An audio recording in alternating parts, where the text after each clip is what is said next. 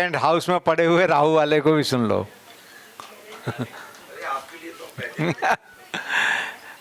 कल जब बात चली थी तो आध्यात्म से चली थी और आज आध्यात्म की ओर ही चलते हैं। फिर भी हमारे यहाँ पर नक्षत्र की दुनिया जो है ज्योतिष के अंदर एक बहुत अच्छी दुनिया है। हर नक्षत्र के 4 पद हैं। हर नक्षत्र के, कोई भी नक्षत्र उठाओगे 4 पद हैं। जो पहला पद है वो अग्नि तत्व का, जिसे हम लोग धर्म के साथ जोड़ते हैं। दूसरा पृथ्वी तत्व का, तीसरा वायु तत्व का और चौथा जल तत्व का। तो धर्म अर्थ काम मोक्ष, ये 4 पद होते हैं। आप अपनी कुंडली में ग्रह जो हैं नवमांश कुंडली में रख लीजिए। नवमांश कुंडली के अंदर आपको पता चल जाएगा कि कितने ग्रह अग्नि तत्व की राशि में पड़े हैं और कितने ग्रह पृथ्वी तत्व की राशि में पड़े हैं और कितने ग्रह वायु तत्व की और कितने जल तत्व की। किसकी बहुतायत है सीधा सा बता देगी कि आप किस और आपका झुकाव है, किस और आपकी सोच जा रही है, किस ओर जा रहे हैं, वो वहाँ से सीधे सीधे आपको पता चल जाएगा। ये मेरे गुरुदेव C.S. पटेल साहब जी कहते थे कि धर्म अर्थ काम मोक्ष માં જોઈ લેવાનું બેટા, શાંતિથી પતી જાય। તું શું કરવા માંગે છે તું, बराबर है। ये बात हुई। एक हम लोग तारा चक्र देखते हैं। तारा चक्र हर कोई देखता है। आज मैं सोच रहा था कि भाई आज मैं ना ही जाऊं ऊपर तो अच्छा है। क्यों? कारण कि तारा चक्र के अंदर एक बात होती है कि जन्म तारा, संपत तारा, विपत, क्षेम, प्रत्यरी, साधक, वध, मित्र, अधिमित्र, इस प्रकार के हमारी ताराएं होती हैं, नक्षत्र होते हैं। और इसकी गणना हम लोग जाते हैं जन्म के चंद्र के नक्षत्र से की जाती है। और एक हम लोग ये जानते हैं कि अष्टम चंद्र अच्छा नहीं होता। एक अष्टम चंद्र अच्छा नहीं होता। तो एक वध तारा जो है आपकी अष्टम चंद्र में आती है। जो आपकी चंद्र जहाँ पर है वहाँ से अष्टम चंद्र आता है। एक तारा वो हो सकता है तारा का एक ही अंश हो, एक ही पद हो। वो हो सकता है तारा के 2 पद हों अष्टम भाव में। जहाँ पर आपका चंद्र पड़ा है जिस राशि में, उससे उस नक्षत्र से वध तारा जो है अष्टम भाव में, वो 1 पद भी हो सकता है, 2 पद भी हो सकता है, 3 पद भी हो सकता है, 4 पद भी होता है। वो अगर 3, 4 जो पद हैं, 1, 2, 3, 4, तो आपका 6.5 घंटे, 12 घंटे, 18 घंटे या 24 घंटे वो बहुत टिपिकल होते हैं। आप मानो या नहीं मानो, ये तारा चक्र को तो आप पकड़ के चलोगे तो तारा चक्र बहुत सही ढंग से काम करता है, बहुत सही ढंग से। आप जब भी ज्योतिष के अंदर बहुत सी चीज़ें होती हैं, जैसे आज भव करण चल रहा है, भव करण है अभी साउथ इंडिया के अंदर। मैं कई दिनों से, मतलब कई सालों से, मतलब 6 साल से मैं एक साउथ 2-3 गुरु हैं मेरे साउथ इंडियन, जो मेरे को पंचांग सिखाते हैं, केवल पंचांग। और पंचांग के अंदर केवल एक करण, तिथि, योग, नक्षत्र, वार, इसी पर। तो कहते हैं करणम कार्य सिद्धि। करण जो है वो कार्य सिद्धि के लिए होते हैं। और हर एक करण का एक कर्णाधिपति होता है। वो कर्णाधिपति जो ग्रह, अब इसमें कर्णाधिपति उत्तर भारत और दक्षिण भारत में अलग हो जाएंगे, लेकिन दक्षिण भारत वाले सटीक ढंग से काम करते हैं। तो भवकरण का कर्णाधिपति आज मंगल, बराबर है। मंगल अगर जिसका भी भवकरण है, आप देख लीजिए करण जो भी हैं, करण भव से शुरुआत करते हैं। भव का कर्णाधिपति मंगल, बालों का कर्णाधिपति राहु, घर का कर्णाधिपति चंद्र। मैं जो बोल रहा हूँ आप दिमाग में नोट कर लीजिएगा, इसमें भी मिल जाएगा, बराबर। इसी प्रकार 33 करण, और इनके एक एक पशु हैं, एक एक इसके एक चिन्ह हैं। जैसे तैतिल करण है, मेरा तैतिल करण है, समझो तैतिल करण वाला जो भी व्यक्ति है, आप देख लीजिएगा कुंडली देखते समय, उसका चिन्ह गधा है तैतिल का। आजीवन मजूरी लिखी होती है उसके जीवन में, दुनिया भर की जिम्मेदारियां बोझ उठाना ढोना उसकी उसमें फितरत में होता है। इसी प्रकार एक कौलवकरण होता है। कौलवकरण का कर्णाधिपति होता है शनि। शनि कर्णाधिपति है, कौलव उसका वराह है। साहब कौलवकरण वाला गणितज्ञ होगा, जिस भी क्षेत्र में होगा वो कोई संशोधन की वृत्ति में लगा होगा। इसी प्रकार गर है, गर करण वालों, जिसका भी गर करण है उसकी बुद्धि साहब, उसकी याददाश्त हाथी की तरह होती है साहब। बौ करण वाले का गुस्सा शेर की तरह, बालव करण वाला टाइगर की तरह। इसी प्रकार विष्टिकरण आता है एक, जिसको हम लोग भद्रा कहते हैं। पूनम के दिन तो एक भद्रा होती है, बराबर है, एक भद्रा और एक बौ, दो करण होते हैं।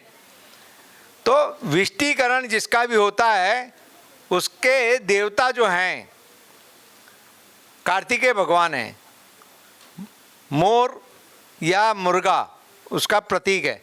विष्टिकरण वाला जो भी आवे, आप खाली उससे एक काम करवाइएगा अपने जीवन के अंदर, मुर्गा और अंडा उससे छुड़वा दीजिए।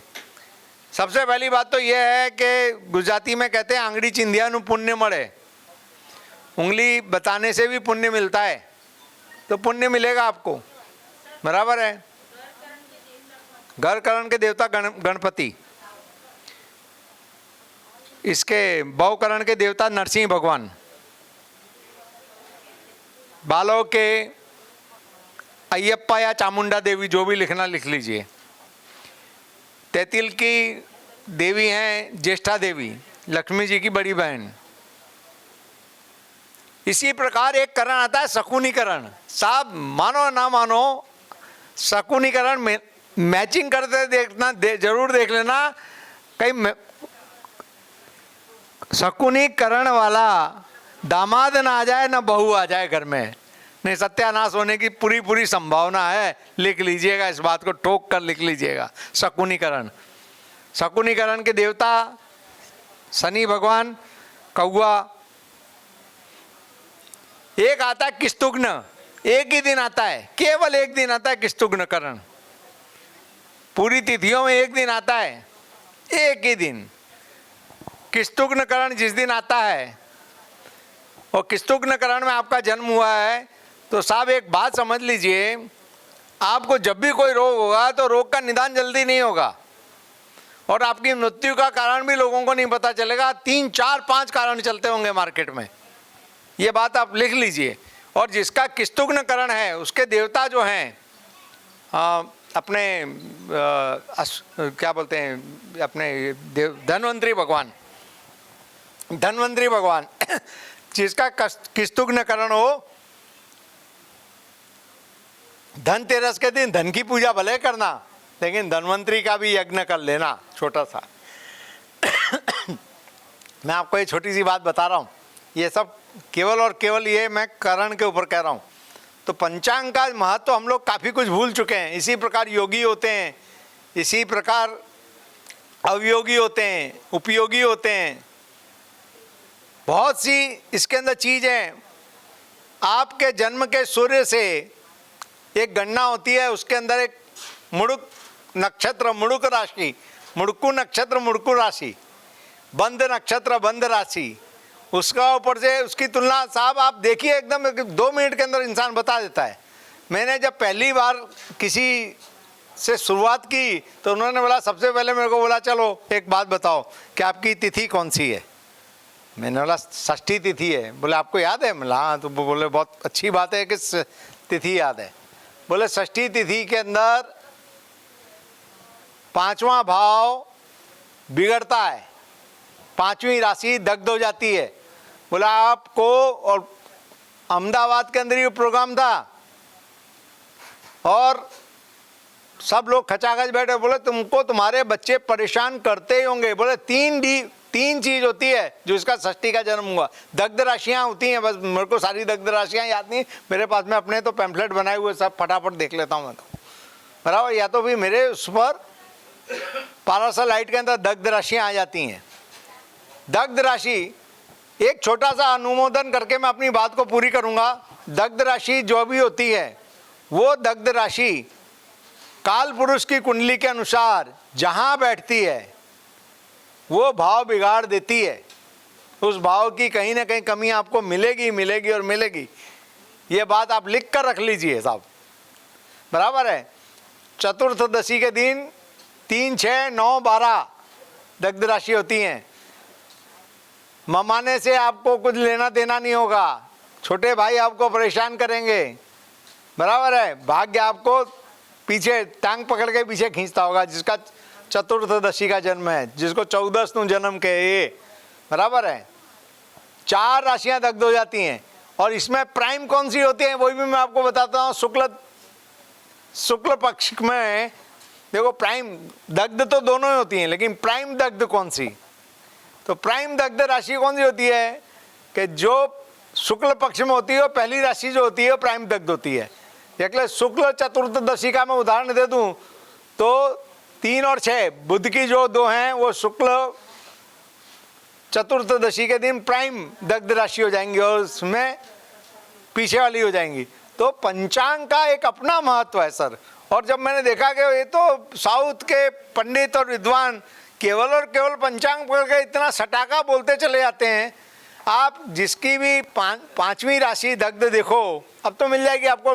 कोई बड़ा खेल नहीं बता रहा हूँ मैं, रॉकेट टेक्नोलॉजी नहीं बता रहा हूँ। दग्ध राशियाँ ढूंढोगे तो आपको मिल जाएंगी कि किस किस तिथि में जन्म के कौन सी दग्ध राशियाँ होती हैं, बराबर। 5वीं आवे, आप खाली उसको बोल दो या तो तेरी पढ़ाई बिगड़ी होगी, या तेरा प्रेम चला गया, या तेरी संतान तेरे को परेशान करती है।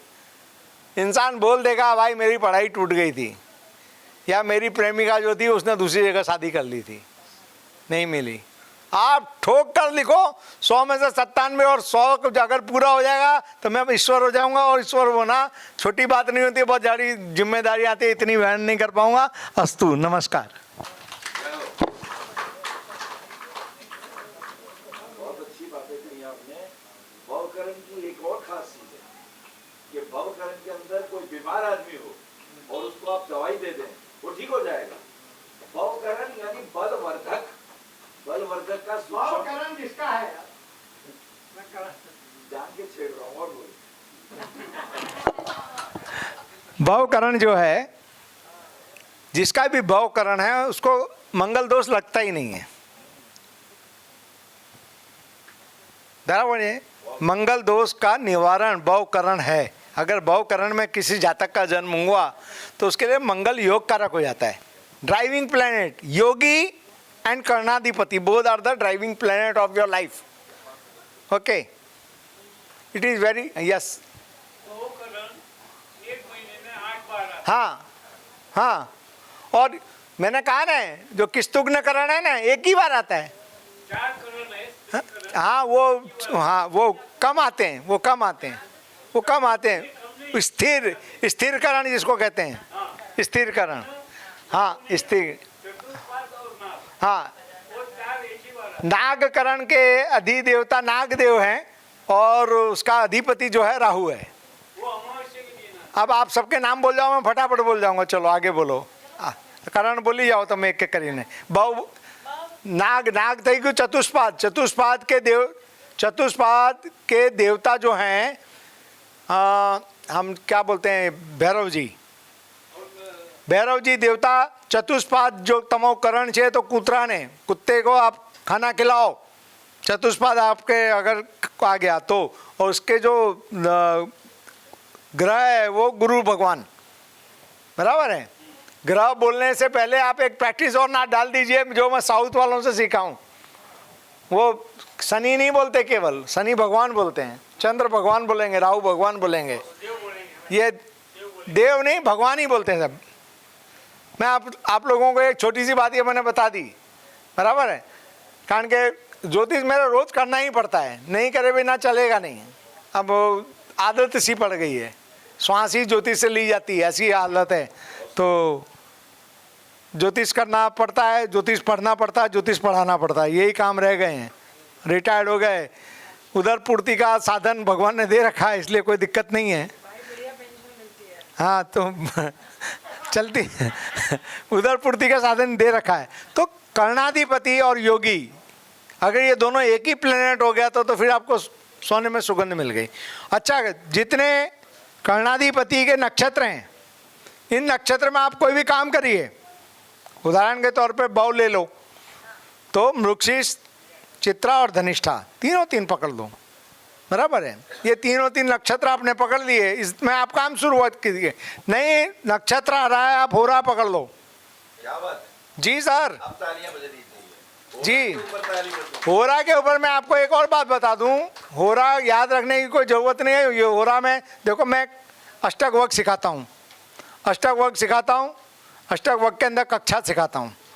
कक्षा सिखाते समय एक दिमाग में मेरी चीज़ आई है कि देखो, धीमी गति का जो प्लेनेट है सबसे पहला कौन? शनि। शनि के बाद में गुरु, गुरु के बाद में मंगल, सूर्य, शुक्र, बुध और चंद्र। ये साब होरा के क्रम हो गए, बराबर है। कि पहली होरा दिन की पहली होरा जो है, उसके बाद में जो दूसरी होरा आएगी इसी क्रम में आएगी। आज रविवार था, सूर्य की होरा, सूर्य के बाद में शुक्र की होरा, बुध की होरा, चंद्र की होरा, शनि की होरा, गुरु की होरा, मंगल की होरा, फिर वही चल क्रम चलेगा। एक मिनट, हाँ वो माइनस करने वाला क्या जरूर पड़े था। હું જે કહું છું એકદમ એના કરતાં સહેલું છે। જ્યોતિષ ના આવડે, જેને ગ્રહોની ગતિ ખબર ના હોય એને જ્યોતિષ छोड़ देવું જોઈએ, उसको ज्योतिष छोड़ देना चाहिए। काहे के लिए इतना क्यों याद करने का। एक दूसरी बात छोटी सी और सुन लो, छोटी सी एक बात और सुन लो। ये होरा की मैंने बात करी, जो होरा की रविवार के दिन के बाद सोमवार आता है वो होरा है। हाँ बराबर है। आप अंतिम होरा में जाओगे तो वहां पर अंतिम होरा बुध की आएगी और बुध के बाद में चंद्र की होरा आएगी, इसलिए कल सोमवार होगा। ये भी उसी में छुपा हुआ है। या क्रम से चौथा लेते जाओ, चौथा लेते जाओ, वो तो सर है, लेकिन वो चौथा भी चलेगा, ऐसा भी चलेगा। बराबर है। बढ़िया से अस्तु।